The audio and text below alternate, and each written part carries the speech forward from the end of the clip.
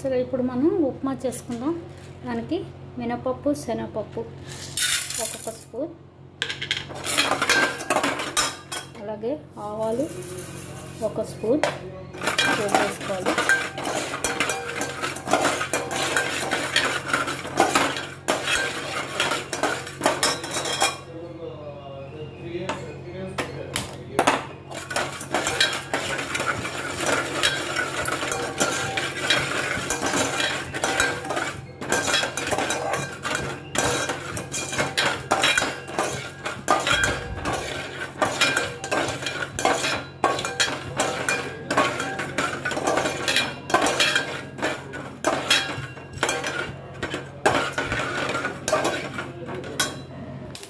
చూసారు కదా, ఇలా వేగాక ఇప్పుడు ఇందులో మనం కరివేపాకు, గురించి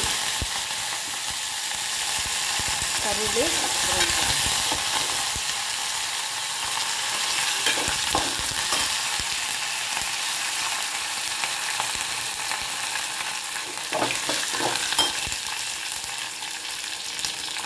బాగా వేగనివ్వాలి.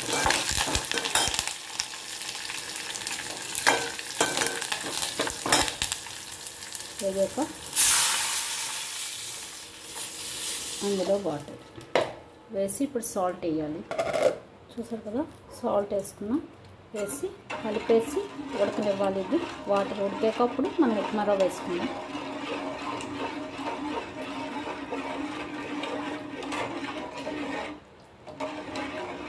అది బాయిల్ అవ్వనివ్వాలి బాగా.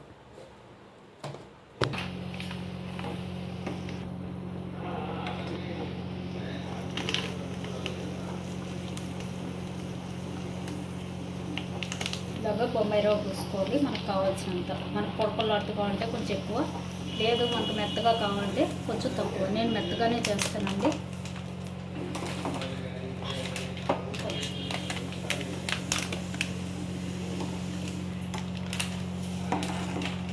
అంతే, ఇలా పూసుకుంటే సరిపోతుంది. చూసారు కదా, ఇలా ఉడుకుతున్నప్పుడు మనం సిమ్లో పెట్టుకోవాలి. అప్పుడే బాగా చక్కగా పొడపలాడుతూ ఉంటుంది. నూక పోసాక ఒక 5 minutes సిమ్లో పెట్టాలి. మళ్ళీ ఒకసారి ఇలా కలుపుకోవాలండి. నూక పోసి మనం అలాగే వదిలేస్తే గడ్డి కట్టేస్తుంది. ఒకసారి ఇలా కలుపుకొని మూత పెట్టి సిమ్లో పెట్టుకోవాలి. ఒక 5 నిమిషాలు సిమ్లో పెట్టి ఉంచాలి. తర్వాత కొంచెం నెయ్యి వేసి మళ్ళీ మూత పెట్టేయాలి. ఇప్పుడు దీని మీద మూత తీసి కొంచెం పైన ఒక 1/2 స్పూన్ నెయ్యిలాగా వేసి ఇలా స్ప్రెడ్ చేసి వదిలేయాలి.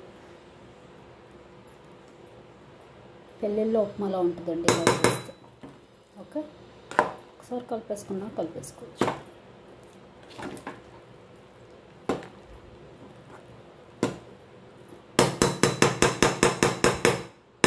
కాసేపు మూత పెట్టి వదిలేస్తే చక్క పెళ్ళిళ్ళలో ఉప్మాలాగా అయిపోద్ది. అంతేనండి, ట్రై చేయండి. Thank you.